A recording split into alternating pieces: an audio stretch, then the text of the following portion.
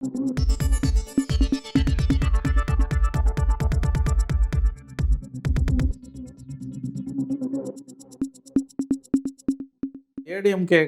மிகப்பெரிய அழுத்தம் உருவாகி கொண்டிருக்கிறது. பாஜகவிடமிருந்து மிகப்பெரிய அழுத்தம் உருவாகி கொண்டிருக்கிறது. மார்ச் மாதம் இறுதி வரையில், அல்லது அதிகபட்சம் அது மார்ச்ன்றது ஏப்ரல் வரைக்கும் போகலாம், அல்லது மே மாதம் கூட நீங்கள் வச்சுக்கோங்க. 2லேருந்து இந்த ஒரு மார்ச் 31லேருந்து மே வரைக்கும் கூட போகலாம். எனக்கு கிடைத்த தகவல் மார்ச், தவறு பட்சத்தில் 1 மாதமோ 2 மாதமோ கொடுக்கலாம். கண்டிப்பாக மே மாதத்துக்கு மேலே கொடுக்க மாட்டாங்க. அதற்குள் அவர்கள் பாஜகவுடனான உறவை உறுதி செய்யவில்லை என்றால் பாஜகவினுடைய யூஷுவல் முகத்தை, எல்லாருக்கும் அறிஞ்ச முகத்தை எடப்பாடி எதிர்கொள்வார். ரெய்டெல்லாம் நடக்கும். ஏற்கனவே எடப்பாடியோட சம்பந்தி கர்நாடகாவில் வழக்கு விசாரணையில் மாட்டியிருக்காரு, உங்களுக்கு தெரியும். அதை வைத்து எடப்பாடியை வளைக்க பாஜக பிரம பிரயத்தனம் செய்து வருகிறது. எடப்பாடி மட்டும்தான் பிஜேபியோட வேணான்றதில் உறுதியாக இருக்கார். மற்ற தலைவர்கள் எல்லாரும், பெரும்பாலானவர்கள், ஆல்மோஸ்ட் எல்லாருமே பிஜேபியோட போகிறத தான் விரும்புகிறாங்க. அங்கே உள்ளதான் நிலைமை. நான் இது சரி தப்பு நான் சொல்ல வரல, அங்கே அதுதான் உண்மையான நிலவரம். அதுதான் தொண்டர்கள் மத்தியில் பார்த்தீங்கன்னா 2 கட்டானம் இருக்குது. பிஜேபியோட போனால் நமக்கு ஓட்டு போயிடும்னு ஒரு வியூ இருக்குது. இன்னொரு இது போனால் என்ன தப்புன்னு இருக்குது. ஏன்னா பார்லிமெண்ட் எலெக்ஷனில் பிஜேபியோட போனால் ஓட்டு உடையும். ஆனால் அசம்பிளியில் அப்படி கிடையாது. பிஜேபி நிற்கிற அந்த 20-30 தொகுதி வேணால் ஓட்டு மாறாதே தவிர மற்ற இடத்துலலாம் நம்ம ஜெயிச்சிருவோன்ற நம்பிக்கையில் இருக்காங்க. அது உண்மையும் கூட. 2019 38 சீட்டு தோற்ற அதிமுக பாஜக கூட்டணியாக 21 75 சீட்டு ஜெயிச்சுது. 6 சீட்டு ஒரு கணக்கு போட்டிங்கன்னா 13 சீட்டு வருது பார்லிமெண்ட்டுக்கு. அதனால் பார்லிமெண்ட்டில் பிஜேபி ஒரு இஷ்யூவே கிடையாதுன்றது தான் பெரும்பாலான அதிமுக தொண்டர்களின் நோக்கம். 5 வருஷம் தமிழ்நாட்டை திமுக ஆண்டுட்டு மக்கள்கிட்ட போகும்போது கடுமையான அதிருப்தி இருக்கும். அப்போ பிஜேபி அதிமுக அசம்பிளியில் பிஜேபியோட அதிமுக போனால் பெரிய நஷ்டம் இருக்காதுன்றது தான் பரவலான கருத்து. அந்த பழைய alliance 19 alliance AIADMK PMK DMDK BJP குட்டி கட்சியெல்லாம் சேர்ந்துன்னா விஜய் சீமான் தனியாக நின்னாலும் திமுக தனியாக நின்னாலும் டஃப் ஃபைட் இருக்கும். யாருக்கும் மெஜாரிட்டி கிடைக்காத தொங்கு சட்டமன்றம் அமையும். சத்தியமாக திமுகவால் தனி மெஜாரிட்டியோடலாம் ஆட்சி அமைக்க முடியாது. இவ்வளோ கூட்டணி வச்சுருந்தவங்க, இந்த கூட்டணி வச்சான். இவ்வளோ கூட்டணி இருந்தாலும் திமுகவால் ஆட்சியை தக்க வைக்கிறது கடினம். தனியாக கட்சி தக்க வைக்கிறது கடினம். அது ரொம்ப வலுவான கூட்டணி. 2021 இருந்த பிஜேபி அதிமுக தேமுதிக மட்டும் இல்லை, அதையும் இந்த தடவை சேர்த்துப்பாங்க. சேர்ந்து கிருஷ்ணசாமி, ஏசி சண்முகம், பாரிவேந்தர், ஜிகே வாசனு, ஜான் பாண்டியனு, இந்த குட்டி கட்சிங்க எல்லாம் ஒன்று சேர்ந்ததுன்னா கடுமையான போட்டி இருக்கும். மிக கடுமையான போட்டி இருக்கும். டிடிவி தினகரனையும் உள்ளே சேர்த்தாங்கன்னா அந்த ஒன்றுபட்ட அதிமுகவோட சேர்ந்து இந்த கூட்டணி வந்ததுன்னா டஃப் ஃபைட்டு கண்டிப்பாக இருக்கும்.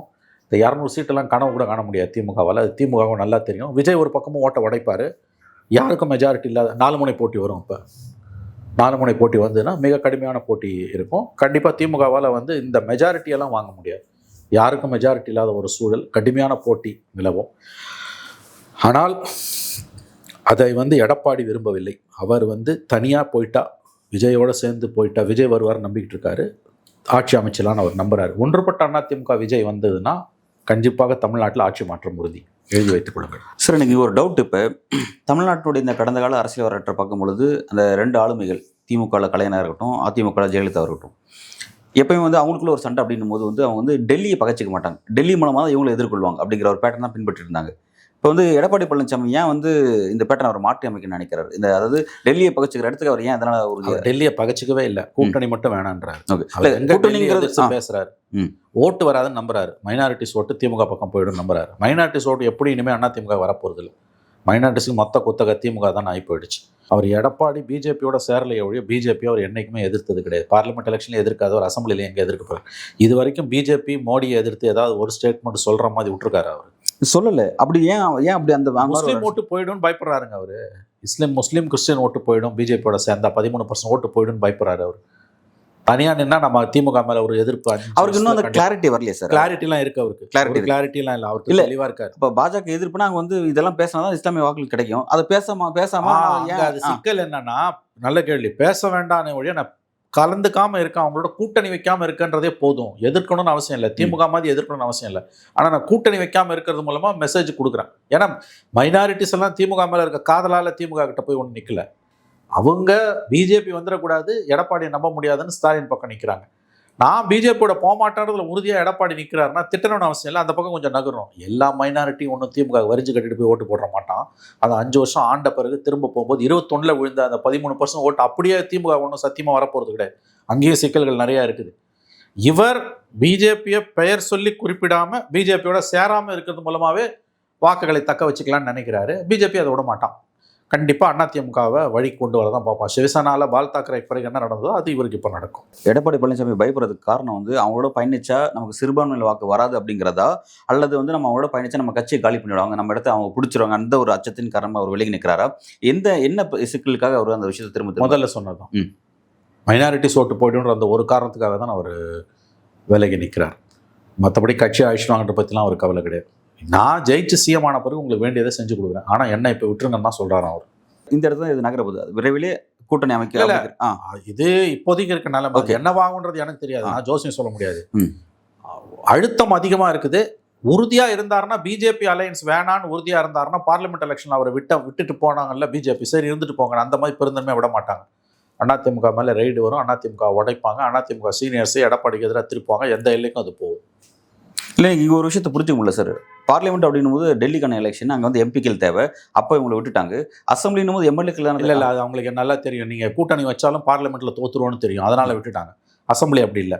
இங்கே கூட்டணி வச்சா கவர்மெண்ட்டை காப்பாற்ற திமுக வீட்டுக்கு அனுப்பணும், கூட்டணி இல்லாமலும் அனுப்ப முடியும், கூட்டணி வச்சும் அனுப்ப முடியும்னு அவங்களுக்கு ஒரு நம்பிக்கை இருக்குது. கூட்டணி வச்சு எங்களுக்கு தேவையானதை கொடுத்துட்டு நீ போன்றாங்க. திமுக இன்னொரு டேர்ம் வரது ஒன்றும் பிஜேபி விரும்பலை. ஆனால் அதிமுக தான் சொல்படி கேட்டு நடக்கணும். அப்படி இல்லைன்னா அதிமுக அழிப்பாங்கன்னா அதிமுக எல்லா பிரச்சனையும் உண்டாக்குவாங்க. பார்லிமெண்ட் எனக்கு வேணான்றாங்க. நான் பிஜேபி ஏடிஎம்கே அலையன்ஸ் வந்தாலும் சைபர் தான், அதனால் எனக்கு கவலை இல்லை. அசம்பிளி அப்படி கிடையாது. பிஜேபி ஏடிஎம்கே அலையன்ஸ் வந்ததுன்னா ஓரளவு திமுகவை பின்னால் தள்ளலாம். இன்னொரு டேர்ம் தூக்கி திமுக கொடுக்குற அளவுக்கு அமித்ஷா மோடி முட்டாள் கிடையாது, அது ஞாபகம் வச்சுக்கோங்க. அந்த விஷயத்தில் அவங்க உறுதியாக இருக்காங்க, அந்த விஷயத்தில் உறுதியாக இருக்காங்க. அவ்வளோ சீக்கிரமாக இவங்களை விட்டுற மாட்டாங்க. சார், அப்போ அப்படி இருக்கும்போது எடப்பாடி பழனிசாமியும் விஜயும் கூட்டணி அமைச்சு அவங்க எலெக்ஷன் சந்திக்க வச்சு அதன் மூலமாக திமுக நெருக்கடி ஏற்படுத்தலாம், நம்ம ஒதுக்கி அந்த அறிவு வந்து அவங்களுக்கு கிடையாது. எனக்கு வேணும், பங்கு வேணும். ஆக்சுவலாக அது ஒரு ஸ்ட்ராட்டஜி பிஜேபிக்குள்ளே. அது ஒரு சொற்பமானவங்க அதை பேசுகிறாங்க, ஆனால் அவங்களுக்கு வாய்ஸ் இல்லை டெல்லியில். ஏடிஎம்கே விஜய் அலையன்ஸ் வந்ததுன்னா ஸ்வீப்புங்க, எழுதி வச்சுக்கோங்க. உண்மையிலேயே ஆட்சி மாற்றம் தமிழ்நாட்டில் கண்டிப்பாக நடக்கும். ஆனால் இதை பிஜேபி விரும்ப மாட்டேங்குது. எனக்கு என்ன லாபம்னு பார்க்குறான். நான் சைபர் தானே அவன். இல்லை, அவங்களும் நோக்கம் வந்து தமிழ்நாட்டில் திமுக ஆட்சி அகற்றப்படுது, பெருந்தன்மை இல்லை. அவன் திமுக ஆட்சி அகற்றப்படுதுன்னா எனக்கு வேணும் இல்லை, ஒரு 20 சீட்டாக எனக்கு வேணும். நான் சைபர் ஆகிட்டு திமுக ஆட்சி அகற்றப்பட்டு விஜய் திமுக வந்து உட்காந்து என்ன பிரயோஜனம்? இல்லை சார், நான் என்னோட என்ன விஷயம் கேட்குறேன்னா, சார் இன்னைக்கு தேதிக்கு தமிழ்நாட்டில் சட்டமன்றத்தில் பாஜக 4 எம்எல்ஏ இருக்காங்க. அந்த 4 எம்எல்ஏக்கள் இருக்கிறதுனால நேஷனல் லெவலில் பாஜக என்ன இமேஜ் வச்சிருக்காங்க, அது மூலமாக என்ன அவங்க மெசேஜ் சொல்ல வரும்? ஒரு மெசேஜ் இல்லை, வளர்ந்தோன்னு சீனை போட்டுக்கிறாங்க, அவ்வளோதான். இன்னொரு டேர்ம் திமுக இங்கே தூக்கி கொடுத்தாங்கன்னா அது அமித்ஷா மோடி முகத்தில் கரியள்ளி பூசுறது.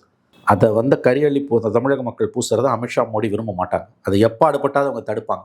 எடப்பாடி ஒத்துக்கிட்டாருன்னா அவருக்கு நல்லது, அப்படி இல்லைன்னா அவரையும் சேர்த்து அவங்க வந்து ஒரு வழி பண்ணாமல் விட மாட்டாங்க. ஏன்னா இவங்க அவ்வளோ பேர் மேலேயும் கேஸ் இருக்குது, இடி கேஸ்லாம் இருக்குது. ரெண்டாவது இவர் வந்து கட்சி உள்ள சேர்த்துக்குமா ஓபிஎஸ் உள்ளிட்டவங்கள தேவர் லாபியை வெளியில் அனுப்பியிருக்காருங்க. அந்த லாபி திரும்ப வட்டி முதலமாக அடிக்கும். ஸோ ரொம்ப நாள் வந்து எடப்பாடியால் இந்த தாக்குதலை சமாளிக்க முடியுமான்னு தெரியல. ஆனால் இப்போதைக்கு அவர் உறுதியாக இருக்காருன்னு தான் தகவல் வருது.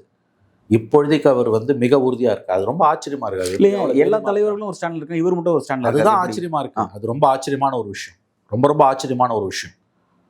என்ன வேணா பண்ணுங்க, நான் அலையன்ஸ் ஒத்துக்க மாட்டேன்றாங்க சார். அவர் இந்த முடிவுக்கு எந்த பாடத்தின் அடிப்படையில், எந்த இது அடிப்படையில் சிஎம் ஆகுறதுன்றது பிஜேபியோட சேரலன்னா தான் சாத்தியம். மைனாரிட்டிஸ் ஓட்டு வந்துடும், ஜெயிச்சிடலாம். அதிமுக ஓட்டு வச்சு ஜெயிச்சிடலான்னு பார்க்குறாரு. குட்டி கட்சிங்க வரும், விஜய் வருவார், விஜய் வராட்டியும் பார்த்துடலான்றாரு. இந்த நிமிஷம் வரைக்கும் ஒரு பிஜேபியோட போக மாட்டேன்றதுல உறுதியாக இருக்காரு. பிஜேபி அதை எதிர்கொள்ள தயாராகிட்டான். Right sir. இப்போ பாஜகவோட இன்ட்ரெஸ்ட் என்னன்னா அதிமுக அப்படியே கூட்டணியில் கொண்டு வரணும், அப்போ தான் வந்து திமுக எதிராக ஃபைட் பண்ண முடியும் அப்படிங்கிறத அவங்க விரும்புகிறாங்க. இதைத்தான் திமுக விரும்புது. ஏன்னா வந்து அவங்க பிரிஞ்சிருந்தா கூட வந்து கள்ள உறவு திரும்ப சொல்லிட்டே இருக்காங்க. அதை உறுதிப்படுத்தும் வகையில் வந்து அஃபிஷியலாக வந்து அவங்க கூட்டணி அமைச்சிட்டாங்க அப்படின்னா, அந்த இடத்துல நகருது அப்படின்னா, அப்போ திமுக இன்னும் வாய்ப்பாக போயிடும்ல அந்த பிரச்சாரம். இல்லை, அது எப்படின்னு கேட்டிங்கன்னா, அது 5 வருஷம் ஆட்சி முடியும் போது திமுக மேலே ஒரு வெறுப்பு இருக்கும்ல. 21 இருந்த திமுக 10 வருஷம் பவரில் இல்லை, அதனால் திமுக மேலே ஒரு சாஃப்ட் கார்னர் இருந்தது. பிஜேபி மேலே ஒரு வெறுப்பு 19 இருந்தது. திமுக பிஜேபி கூட்டணி வந்தப்போ இதே வெறுப்பு தானே 21 இருந்தது. அதுவும் 19 தோத்த பிறகு 21 அந்த வெறுப்பு இருந்ததில்ல. 19 மக்கள் வந்து 38 சீட்டை சொலையாக தூக்கி திமுக கொடுக்குறாங்க. 21 திமுக அதே அதிமுக பிஜேபி பாமக கூட்டணிக்கு 75 சீட்டு கொடுக்குறாங்க. மறுபடியும் 24 40 சீட்டை தூக்கி மொத்தமாக கொடுக்குறாங்க. யாருக்கு? திமுக கூட்டணிக்கு. 26 எப்படிங்க வந்து மக்கள் வந்து மொத்தமாக 21 போட்ட மாதிரி திமுக போடுவாங்க? அவனுக்கு அன்றாட பிரச்சனை இருக்குங்க. அரசு ஊழியர்கள் எடுத்து சென்ட்ரல்ல மோடி இருக்குதானே சார் செய்றாரு. சென்ட்ரல்ல எனக்கு மோடிங்க. தமிழ்நாட்டில் வந்து பிஜேபி ஏடிஎம்கேவோட போனாலும் எனக்கு ஒன்றும் பெரிய வருத்தம் கிடையாது. வேணா அந்த 20 தொகுதி 30 தொகுதி நான் ஓட்டு போட மாட்டேன், மற்றபடி ஏடிஎம்கே குத்துவேன். பிஜேபியோட அதிமுக பார்லிமெண்ட் எலெக்ஷன்ல போச்சுன்னா எல்லா தொகுதியும் தோக்கும். ஆனால் அசம்பிளியில் போச்சுன்னா பிஜேபி நிற்கிற தொகுதி மட்டும்தான் பிஜேபி தோக்கும், மற்ற தொகுதிகள் அதிமுக கூட்டணி ஜெயிக்கிறதுக்கு வாய்ப்புகள் பிரகாசம். மக்கள் அதை பிரிச்சு பார்ப்பாங்க அப்படிங்கிறீங்களா? தெளிவாக பிரிச்சு தான் பார்க்குறாங்க. ஏங்க 26 எனக்கு ஸ்டாலின் வேணுமா வேணாமான்றது, மோடி வேணுமா வேணாமான்றது கிடையாது. அதனால பிஜேபியோட அவன் சேர்ந்தானா கூட இங்கே பிஜேபியே கிடையாது. என்ன 20 சீட்டு 30 சீட்டு தோத்துட்டு போறான், அங்கே ஓட்டு போட மாட்டேன். சரி 200 தொகுதியில் குதிட்டு போறேன். சரி சார், இப்போ 26 நோக்கி டெல்லி பாஜக தான் மக்கள் யோசிக்கிறாங்கன்றாங்க. ஓகே, ஏன் பார்வை. ஓகே சார், இப்போ 26 நோக்கி டெல்லி பாஜக அது மீது இன்ட்ரெஸ்ட் வைக்கிறாங்க. தமிழ்நாட்டில் ஆட்சி பிடிக்கணும், கூட்டணியில் நம்மளும் இருக்கணும் அப்படின்னு விரும்புறாங்க. ஓகே, அப்படி இருக்கும்போது எதுக்கு வந்து இந்த மும்மொழி பிரச்சனை, இந்த கல்விக்கான ஃபண்ட் கட் பண்றது, மற்ற விஷயம் ஃபண்ட் கட் பண்றது, இதெல்லாம் செஞ்சு எதுக்கு? இது ஆணவம். அந்த அந்த அந்த ஆர்எஸ்எஸோட ஆணவம், அமித்ஷா மோடியோட மூர்க்கத்தனமான புத்தி. வாஜ்பாய் அத்வானி இருந்தால் கொஞ்சம் எலெக்ஷன் வரைக்கும் அது அமைதியாக இருப்பான். இது 26க்கு பிறகு பண்ணா கூட ஆமாம், அது இது திமிரு, ஆணவம், அரகன்ஸ். நல்ல கேள்வி இது. கொஞ்சமாவது ஜெயிக்கணும்னா இதெல்லாம் பண்ணக்கூடாது.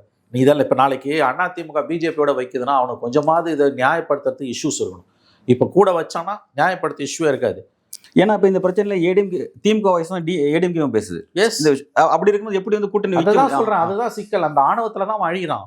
இந்தியா பூரா மற்ற மாநிலங்களில் ஜெயிச்சவங்களால இங்கே ஏன் ஜெயிக்க முடியலன்னா இது ஒரு வித்தியாச மாநிலன்ற குறைந்தபட்ச அறிவு அவங்களுக்கு இல்லை. கொஞ்சமாவது மக்களை மதிக்கணுன்ற அறிவு இல்லை, அந்த இணக்கமான புத்தி இல்லை, ஆணவம். தான் சொல்றதை எல்லாரும் கேட்கணும். நான் மற்ற மாநிலங்களை அடிச்சு வழிக்கு கொண்டு வர மாதிரி தமிழ்நாட்டை வழிக்கு கொண்டு வருவோம்னு நினைக்கிறாங்க. ஒருபோதும் முடியாது. ஆனால் இங்கே என்ன சிக்கல்னு கேட்டிங்கன்னா 26ல் ஃபுல் 5 இயர்ஸ் திமுக ஆண்டுட்டு மக்கள்கிட்ட போகும்போது அடுத்த வருஷம் இந்நேரம்லாம் ஆன்டி இன்கம்பன்சி பற்றி எரியும், எழுதி வச்சுக்கோங்க. அந்த நேரத்தில் வந்து பிஜேபி மட்டும் கொஞ்சம் ஒழுங்காக இருந்ததுன்னா அலையன்ஸ் வச்சாலும் மிகப்பெரிய அளவில் வந்து வெற்றி வாய்ப்புகள் உண்டு அவங்களுக்கு. ஆனால் இதே ஆணவத்தில் ஆடினாங்கன்னா இழுபறியில் வந்து நிற்கும், அதில் சந்தேகமே வேணாம். இப்போ விஜய் களத்துக்கு வராரு, அவர் பிரிக்கக்கூடிய வாக்குகள், அதாவது ஆன்டி இன்கம்பன்சி வாக்குகள் அவரும் இதே தான் டார்கெட் பண்றாரு, ஆன்டி டிஎம்கே தான் டார்கெட். அப்ப அதை பிரிக்கிறதுங்கிறது திமுக ஒரு நல்ல ஒரு வாய்ப்பு. திமுக அட்வான்டேஜ் தான், நான் மறுக்கவே இல்லை. 4 முனை போட்டி வந்துன்னா திமுக அட்வான்டேஜ் தான்.